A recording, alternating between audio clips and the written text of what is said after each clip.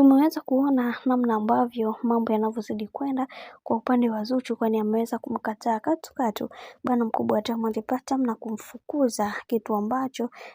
watu wengi walikuwa wanatamani sana kuweza kukijua, lakini leo hii Zuchu ameamua kuweka wazi rasmi kutokuendelea kabisa na mahusiano na bwana mkubwa Diamond Platnumz. Haijalishi yawe na hali gani, haijalishi kuna kitu gani ambacho kilichoweza kutokea, lakini kuna vingi ambavyo vimeweza kutokea na wengi wao walitamani sana kuweza kujua ukweli wote ambao unaoendelea katika maisha ya bibiye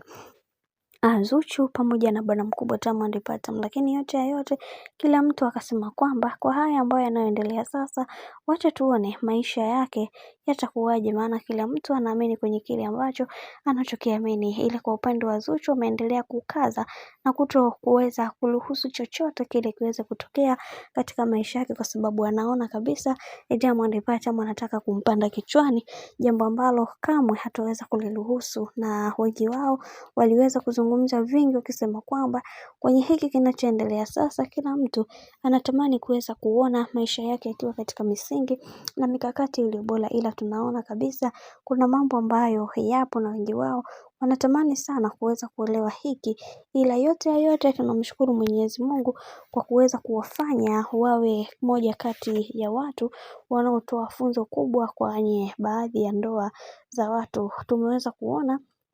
ndoa nyingi za watu zimeweza kufa na nyingine zimeweza kudumu, lakini kwa upande wa bibi Zuchu ameamua kuweza kusimama na msimamo wake, kuweza kuhakikisha anajitengenezea thamani yake yeye kama yeye, pasipo kuweza kumtegemea mtu mwingine. Bwana, mambo ndo kama hivyo ambavyo unavyozidi kuona mambo yanazidi kuwa mengi juu ya hiki ambacho kinachoendelea sasa. Mimi naomba nikusihi kitu kimoja, kama ndo mara kwa kwanza kufuatilia channel tupendwa hii hapa ya Bizoza Media, basi nikusihi usisahau kusubscribe, kulike, kushare pamoja na kucomment.